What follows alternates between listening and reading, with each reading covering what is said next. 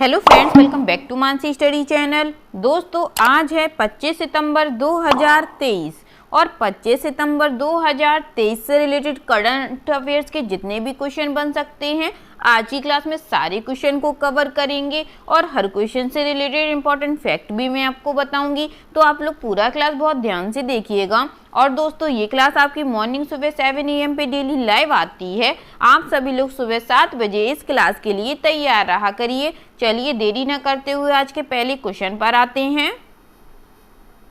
आज का पहला क्वेश्चन लिखा है, किस शहर में 22 से 24 सितंबर तक 3 दिवसीय उत्सव नदी उत्सव आयोजित किया गया है? इन which city a 3-day festival Nadi Utsav has been organized from 22 to 24 सितंबर। फर्स्ट ऑप्शन है नई दिल्ली, सेकंड ऑप्शन है मुंबई, थर्ड ऑप्शन है इलाहाबाद, फोर्थ ऑप्शन है कानपुर।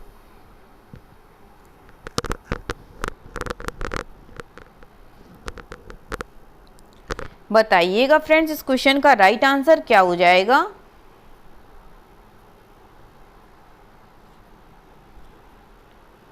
इस क्वेश्चन का जो राइट आंसर हो जाएगा दोस्तों, वह है हमारा ऑप्शन नंबर ए, नई दिल्ली में।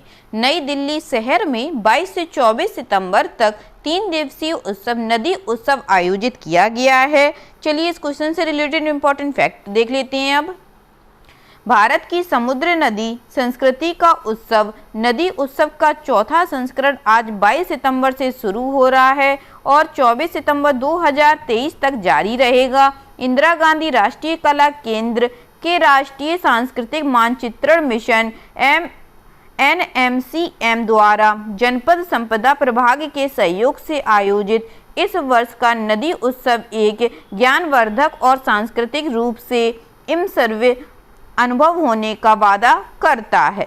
ठीक है दोस्तों, चलिए आगे बढ़ते हैं और नेक्स्ट क्वेश्चन देखते हैं। नेक्स्ट क्वेश्चन लिखा है, किस वैज्ञानिक को बॉरलॉग फील्ड अवार्ड 2023 के प्राप्तकर्ता के रूप में चुना गया है? Which scientist has been selected as the recipient of the Borlaug field award 2023? First option है तनु भाटिया, सेकेंड ऑप्शन है स्वाति नायक, थर्ड ऑप्शन है आकांक्षा शर्मा, फोर्थ ऑप्शन है दीप्ति वर्मा।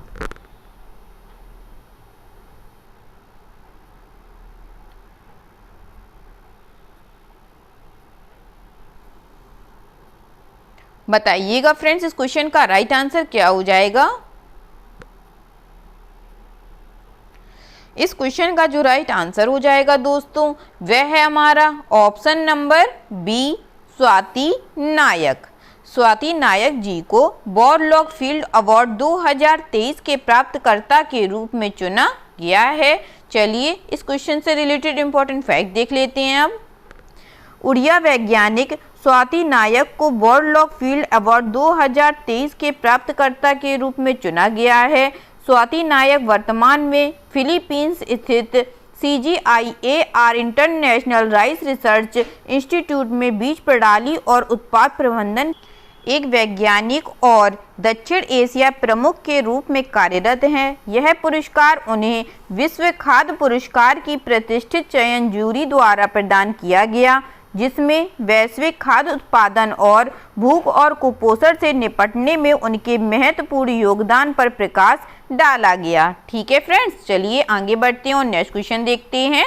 नेक्स्ट क्वेश्चन लिखा है, किस राज्य के मुख्यमंत्री द्वारा मुख्यमंत्री आत्मनिर्भर योजना शुरू की गई है?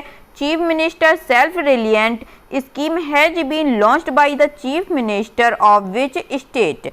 फर्स्ट ऑप्शन है मध्य प्रदेश, सेकेंड ऑप्शन है उत्तर प्रदेश, थर्ड ऑप्शन है असम, फोर्थ ऑप्शन है राजस्थान। बताइएगा दोस्तों, इस क्वेश्चन का राइट आंसर क्या हो जाएगा? इस क्वेश्चन का जो राइट आंसर हो जाएगा फ्रेंड्स, वह है हमारा option number C, Assam. Assam राज्य के मुख्यमंत्री द्वारा मुख्यमंत्री आत्मनिर्भर योजना शुरू की गई है। चलिए इससे रिलेटेड इंपॉर्टेंट पॉइंट देख लेते हैं। असम के मुख्यमंत्री डॉक्टर हेमंत बिस्वा शर्मा द्वारा शुरू की गई मुख्यमंत्री आत्मनिर्भर असम योजना एक सरकारी पहल है। मुख्यमंत्री आत्मनिर्भर असम योजना का उद्देश्य राज्य के बेरोजगार युवाओं को रोजगार के अवसर और वित्तीय सहायता प्रदान करना है। इसका प्राथमिक लक्ष्य 2 वर्षों में 2 लाख योग्य व्यक्तियों से जुड़ना है, जिसमें वित्तीय वर्ष 2023-24 में 1 लाख लोगों और वित्तीय वर्ष 2024-25 में अन्य 1 लाख लोगों की सहायता करने पर ध्यान केंद्रित किया गया है। ठीक है दोस्तों, चलिए आगे बढ़ते हैं और नेक्स्ट क्वेश्चन देखते हैं।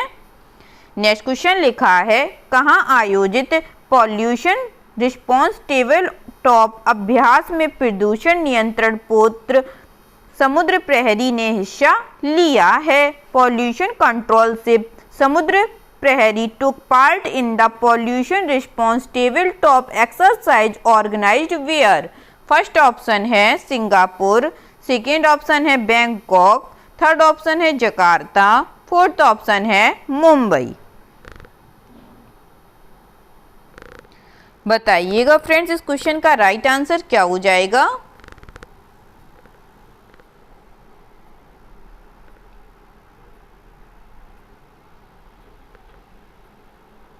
इस क्वेश्चन का जो राइट आंसर हो जाएगा दोस्तों, वह है हमारा ऑप्शन नंबर बी, बैंकॉक।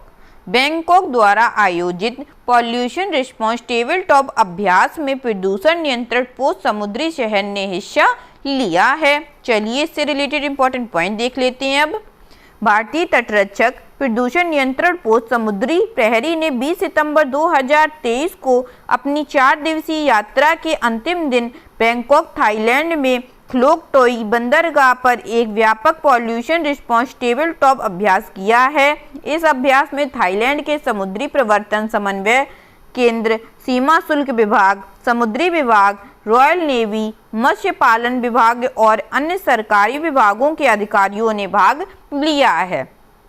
ठीक है दोस्तों, चलिए आगे बढ़ते हैं और नेक्स्ट क्वेश्चन देखते हैं। नेक्स्ट क्वेश्चन लिखा है, Cochin university of science and technology के शोधकर्ताओं ने समुद्री ट्राइग्रेड की एक नई प्रजाति का नाम किसके नाम पर रखा गया है। After whom has researchers at Cochin university of science and technology named a new species of marine tardigrade. First option है नरेंद्र मोदी, सेकेंड ऑप्शन है भगत सिंह, थर्ड ऑप्शन है APJ Abdul Kalam, fourth option है Mahatma Gandhi.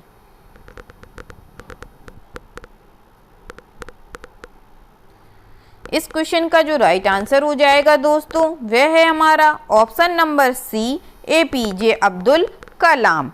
Cochin university of science and technology के शोधकर्ताओं ने समुद्री ट्राइग्रेड की एक नई प्रजाति का नाम APJ अब्दुल कलाम रखा गया है। ठीक है दोस्तों, चलिए आगे बढ़ते हैं और इसके कुछ इंपॉर्टेंट पॉइंटों को देखते हैं। Cochin university of science and technology के शोधकर्ताओं ने समुद्री ट्राइग्रेड की एक नई प्रजाति की पहचान की, जिसका नाम उन्होंने दिवंगत पूर्व राष्ट्रपति और वैज्ञानिक APJ अब्दुल कलाम के नाम पर रखा गया है। बैटिलिप्स कलामी नाम की ट्राइग्रेड्स नई प्रजाति शोधकर्ताओं ने तमिलनाडु के रामेश्वर में कलाम के जन्म स्थान के करीब मड़प्पम तट के अंतर्ज्वारीय समुद्री तलछट में पाई थी। नई खोजी गई प्रजाति लगभग 0.17 मिलीमीटर लंबी और 0.05 मिलीमीटर चौड़ी है, जिसमें 4 जोड़े पैर हैं। ठीक है फ्रेंड्स, चलिए आगे बढ़ते हैं और नेक्स्ट क्वेश्चन देखते हैं। नेक्स्ट क्वेश्चन लिखा है, मल्टीप्लेक्स एसोसिएशन ऑफ इंडिया किस दिन को राष्ट्रीय सिनेमा दिवस के रूप में मनाएगा। Multiplex association of India will celebrate which day as national cinemas day. First option है 13 अक्टूबर को, सेकेंड ऑप्शन है 27 सितंबर को, थर्ड ऑप्शन है 14 नवंबर को, फोर्थ ऑप्शन है 25 अक्टूबर को। जल्दी से बताइएगा दोस्तों, इस क्वेश्चन का राइट आंसर क्या हो जाएगा।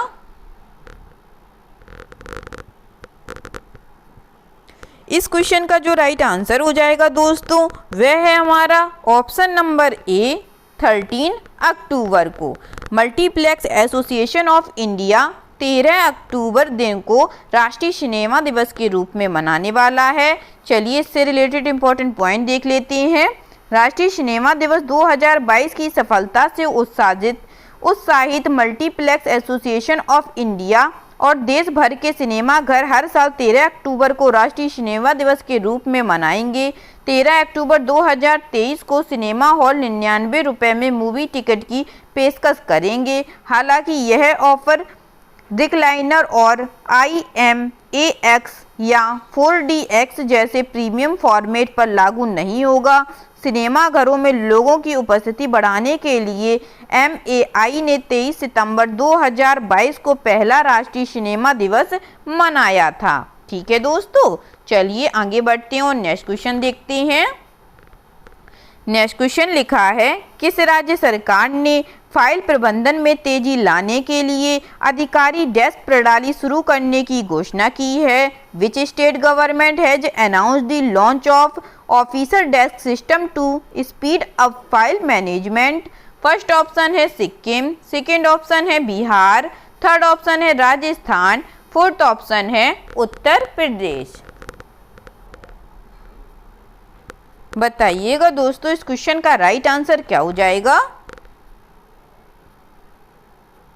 इस क्वेश्चन का जो राइट आंसर हो जाएगा फ्रेंड्स वह है हमारा option number D, Uttar Pradesh. Uttar Pradesh राज्य सरकार ने फाइल प्रबंधन में तेजी लाने के लिए अधिकारी डेस्क प्रणाली शुरू करने की घोषणा की है।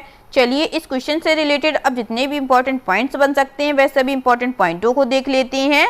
उत्तर प्रदेश में योगी आदित्यनाथ सरकार ने फाइल प्रबंधन में तेजी लाने और फाइलों के निपटान में पारदर्शिता सुनिश्चित करने के लिए जल्द ही राज्य में एक अधिकारी डेस्क प्रणाली शुरू करेगी। उत्तर प्रदेश सरकार नरेंद्र मोदी के नेतृत्व वाली केंद्र सरकार की प्रथाओं का पालन कर रही है, जिसमें अब तक 40 मंत्रालयों में 623 डेस्क इकाइयां स्थापित की गई हैं। डेस्क अधिकारी प्रणाली को मोदी सरकार द्वारा शुरू किए गए प्रशासनिक सुधार के हिस्से के रूप में पेश किया गया है।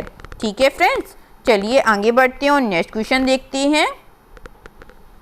नेक्स्ट क्वेश्चन लिखा है, किसे सत्यजीत रे फिल्म और टेलीविजन संस्थान के अध्यक्ष के रूप में नामित किया गया है? Who has been named as the chairman of Satyajit रे film and television institute? First option है सोनू सूद, सेकेंड ऑप्शन है प्रभास, थर्ड ऑप्शन है सुरेश गोपी, फोर्थ ऑप्शन है अरिजीत सिंह।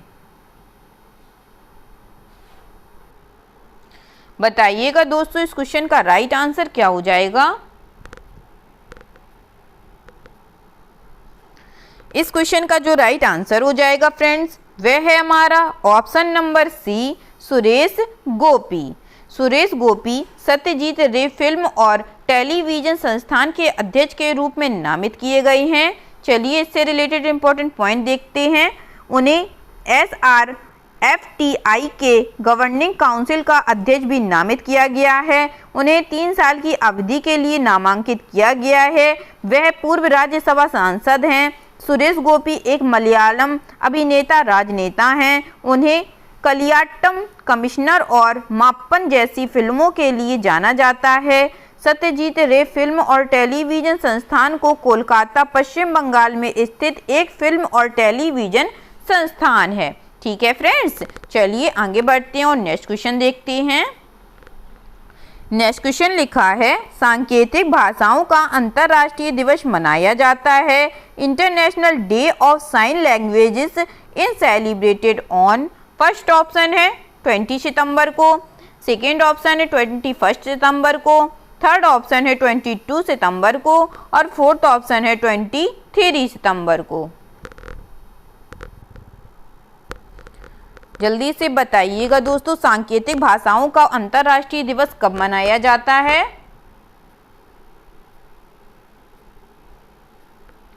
इस क्वेश्चन का जो राइट आंसर हो जाएगा दोस्तों वह है हमारा ऑप्शन नंबर डी, 23 सितंबर को। कब मनाते हैं फ्रेंड्स?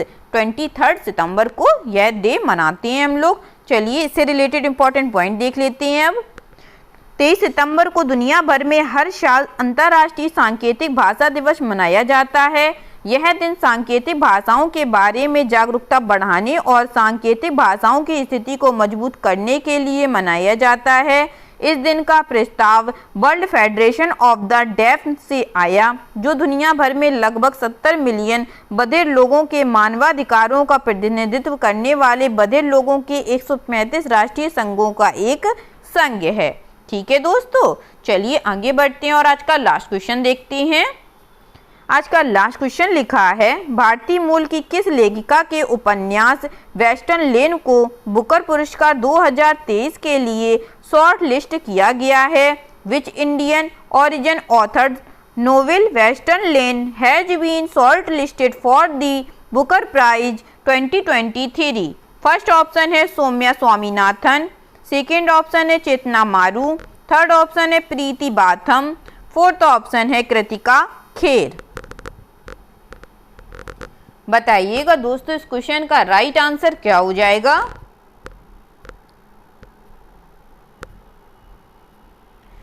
इस क्वेश्चन का जो राइट आंसर हो जाएगा दोस्तों वह है हमारा ऑप्शन नंबर बी, चेतना मारू। भारतीय मूल की चेतना मारू लेखिका के उपन्यास वेस्टर्न लेन को बुकर पुरस्कार 2023 के लिए शॉर्ट लिस्ट किया गया है। चलिए इस क्वेश्चन से रिलेटेड इंपॉर्टेंट पॉइंटों को देख लेते हैं। भारतीय मूल की ब्रिटिश लेखिका चेतना मारू के पहले उपन्यास वेस्टर्न लेन को बुकर पुरस्कार 2023 के लिए शॉर्ट लिस्टेड किया गया है। 8 वर्षों में पहली बार इस लिस्ट में पुरुष लेखकों को भी शामिल किया गया है। बुकर पुरस्कार 2023 के विजेता की घोषणा 26 नवंबर को की जाएगी। पिछले साल यह अवार्ड श्रीलंकाई लेखक सेहान करुणातिलका की पुस्तक द 7 मून्स ऑफ माली अल्मेड़ा दिया गया था। ठीक है दोस्तों, आई होप आज के सभी क्वेश्चन आप लोगों को बहुत अच्छे लगे होंगे फ्रेंड्स, और क्लास बहुत हेल्पफुल भी लगी होगी। अगर क्लास अच्छी लगी हो दोस्तों तो प्लीज़ इस क्लास को लाइक कीजिएगा, शेयर कीजिएगा और मेरे चैनल को सब्सक्राइब कीजिएगा, Mansi study channel. Thank you दोस्तों।